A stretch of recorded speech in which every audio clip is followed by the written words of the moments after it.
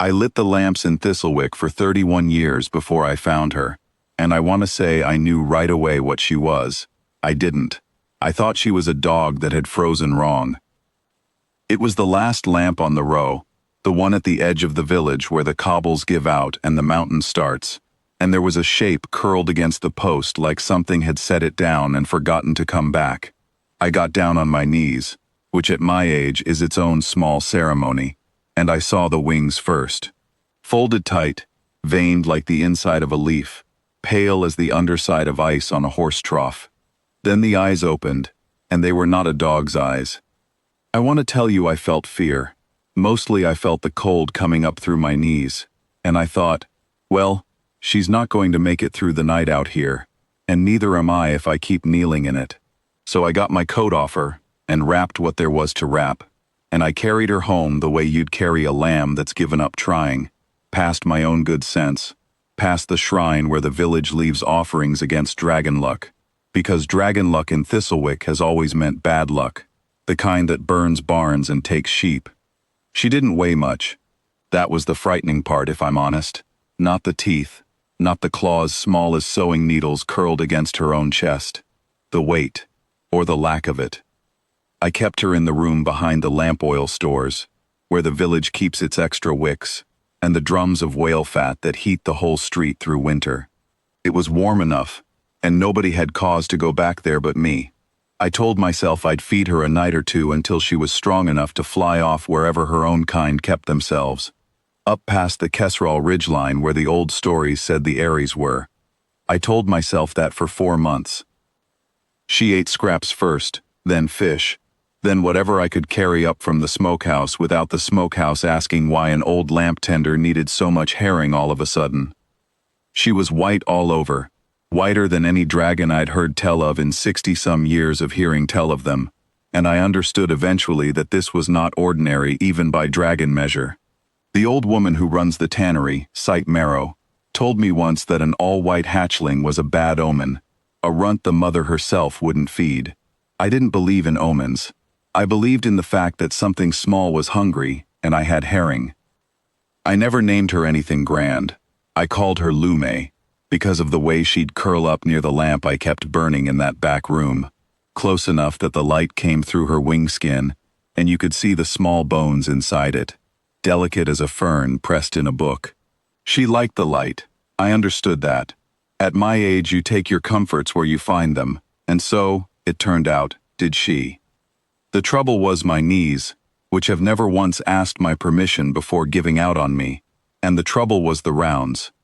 Thistlewick has 11 lamps along the main street, and 4 more down toward the mill, and every one of them has to be lit by hand at dusk, and walked again at dawn to be snuffed, because that is how it has always been done here, long before anyone thought to ask if there was an easier way. I had done those rounds every night for 31 years without missing one, not for illness, not for my wife's burying, not for the winter the wolves came down. It was the one thing in my life I had never failed at.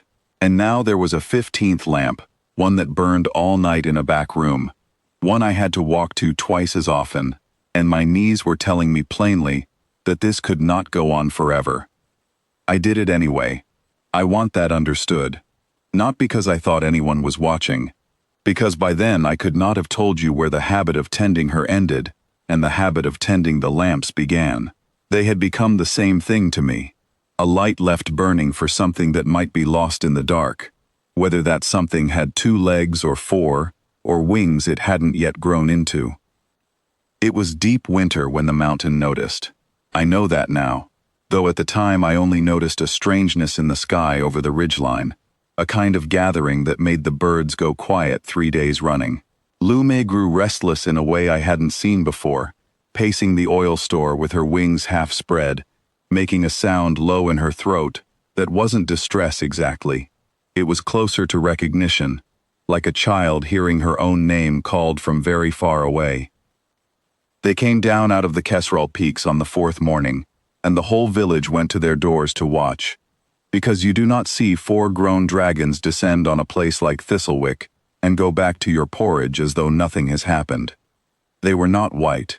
They were slate and iron dark, wingspans wider than my house, and they landed in the square with a weight that cracked 2 flagstones, and I remember thinking, with a calm that surprised me, that I had had a good long life, and this was likely to be the end of the interesting part of it. The one in front was old in the way mountains are old, scales gone the gray of weathered slate, and she did not breathe fire or raise her voice. She simply looked at the village, at the lamppost at the edge of the cobbles, and then at me, standing there in my coat with my lamp hook still in my hand, because I had been on my way to do the morning rounds, and saw no reason to stop just because dragons had arrived. She asked where the white one was, not demanded. Asked, the way you'd ask a neighbor after a missing cat, though her voice moved the shutters on every house on the street.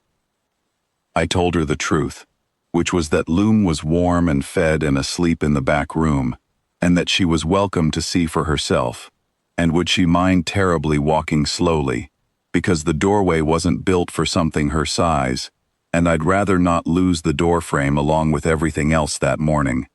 I have thought since about what she expected to find. A runt cast out, likely, half-starved in some ditch, if she was fortunate enough to be found at all.